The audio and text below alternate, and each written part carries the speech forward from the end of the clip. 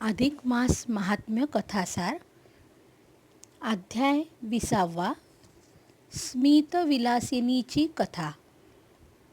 भगवान विष्णू लक्ष्मीला म्हणाले, अधिक मासातील व्रतांच्या पुण्याईने देवांना मनुष्यांना इतकेच काय, यक्ष किन्नर गंधर्व ऋषीमुनी तपस्वी यांनाही उत्तम फळ मिळते. भूत प्रेत राक्षस पिशाच्च पशुपक्षी या सर्वांचा उद्धार झाला. तुला मी आता एका अप्सरेची कथा सांगतो.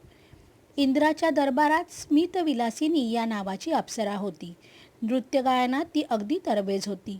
तिच्यावर देवगंधर्व ऋषीमुनी अत्यंत प्रसन्न होते. पण तिला आपल्या स्वरूपाचा आणि कलेचा फारच गर्व होता. मनात येईल त्याला ती वाटेल ते करून आपलासा करायची. एकदा ती स्मितविलासिनी अप्सरा अशीच बागेत आपल्या मैत्रिणींच्या मेळाव्यात क्रीडा विनोद करीत होती. खेळता खेळता त्या भूलोकीच्या नंदनवनात कुरुक्षेत्रात आल्या. तेथील अत्यंत सुरेख आणि सुवासिक अशा फुलांची माळ स्मितविलासिनीने स्वहस्ताने गुंफली. ती माळ हातात धरून ती आनंदाने गात नाचत होती. तिच्या सख्या तिला थट्टेने म्हणाल्या, अगं पण ही माळ आता कोणाच्या गळ्यात तू घालणार? सांग की. त्यावर ती लाजत मुरडत म्हणाली, सख्यांनो, मला स्वर्गातील देवगंधर्वांपेक्षा या मृत्यूलोकातीलच पुरुष जास्त आवडतात. ही माळ आता मी एखाद्या चांगल्या पुरुषाला अर्पण करून संसार सुख मिळवीन. हे तुझे काहीतरीच विलक्षण आणि लक्षण आहे गडे.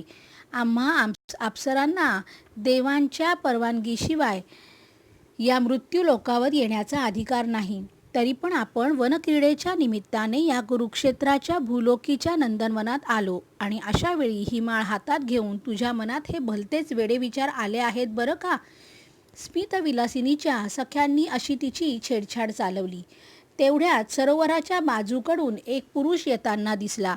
स्मितविलासिनीच्या सख्यांनी तिला थट्टेने म्हटले, बाई ग, तुझ्या मनात पुरुषाचे विचार येताच तो बघ एक महापुरुष तुझ्याकडेच येत आहे. योग तर चांगलाच दिसतो. आता ही माळ आणि भूलोकीच्या पुरुषाबरोबर तुझे ते संसाराचे गोड स्वप्न.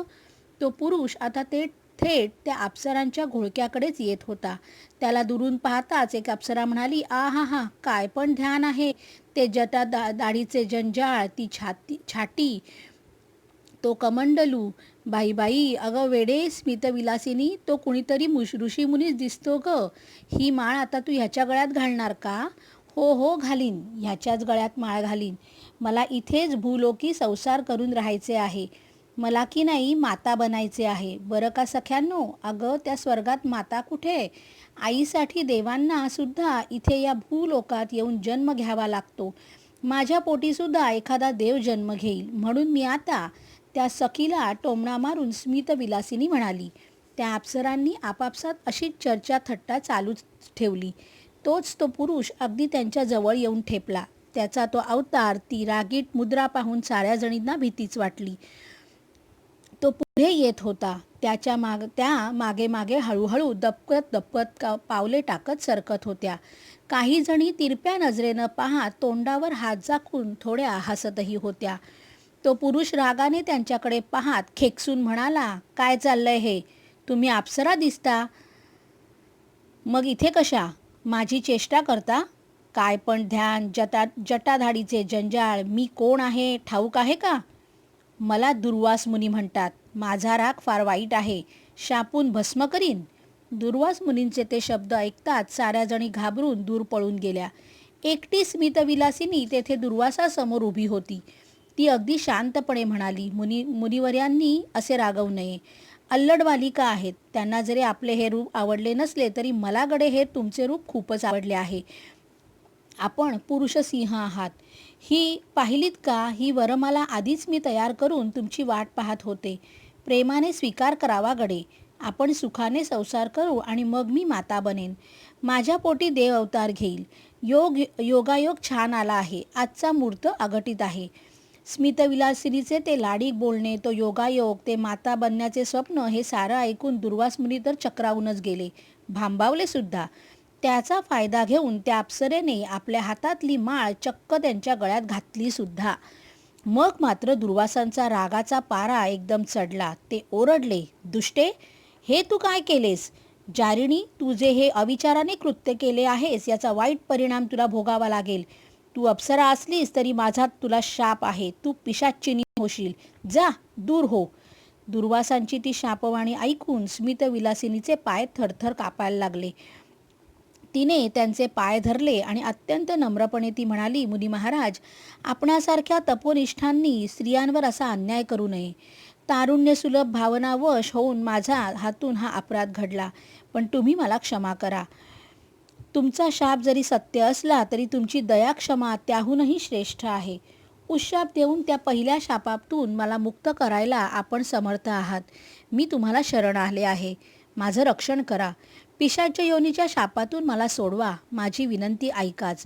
आता मात्र दुर्वास मुनी विरघळले, शांत झाले आणि थोडेसे गंभीर होऊन म्हणाले, ठीक आहे, मला तुझी कीव आली. आता मी सांगतो ते लक्षात घे. तू पिशाचिनी होऊन भटकत राहशील. नंतर कोणी एक पुण्यवान स्त्री तुला भेटेल आणि ती तिचे अधिक मासाचे व्रत, पुण्याईचे दान तुला अर्पण करील. मग भगवान पुरुषोत्तमाच्या कृपेने तू त्या पिशाच्य योनीतून मुक्त होऊन पुन्हा आपल्या पहिल्या रूपात येऊन अप्सरा होशील आणि स्वर्गात सुखाने जाशील. एवढे बोलून दुर्वास मुनी तिथून निघून गेले. तोच काय आश्चर्य, त्या स्मितविलासिनीचे ते रूप एकदम पालटले. ती भयंकर पिशाचिनी झाली. तिचे ते हिडीस व अक्राळ विक्राळ रूप पाहून तिच्या त्या सख्या भीतीने पळून दूर दूर निघून थेट स्वर्गात गेल्या. इकडे ती स्मितविलासिनी पिशाच्या रूपाने भारतखंडात फिरत राहिली. बरीच वर्षे झाली. तिला खूप दुःख होत होते. महानदीच्या सागर संगमाजवळ कुमारी क्षेत्रात याज्ञवल्क्य कुळातील एक स्त्री आली. तिने संगमावर स्नान केले. नंतर ती दीपार्चन करीत बसली. तोच ती पिशाचिनी किंकाळ्या मारीत त्या तपस्विनीजवळ आली आणि म्हणाली, मी तुला खाणार आहे. ती तपस्विनी घाबरली नाही. शांतपणे ती म्हणाली, पापिणी, आज अधिक मासातील द्वादशीची पर्वणी आहे. मी अनेक वेळा या पुरुषोत्तम मासातील व्रते, स्नाने आणि दाने केली आहेत. त्यापैकी एका अधिक मासाचे पुण्य मी तुला देते आहे. हे घे, ते जीवनदान. असे म्हणून त्या तपस्विनीने हातात पाणी घेऊन त्या पिशाचिनीच्या हातावर ते सोडले. तोच काय चमत्कार! त्या पिशाचिनीचे रूप पालटून ती पुन्हा पूर्वीची अप्सरा बनली. तिने तपस्विनीला वंदन केले आणि निमिषार्धात ती स्वर्गात निघून गेली. असा तिचा उद्धार झाला.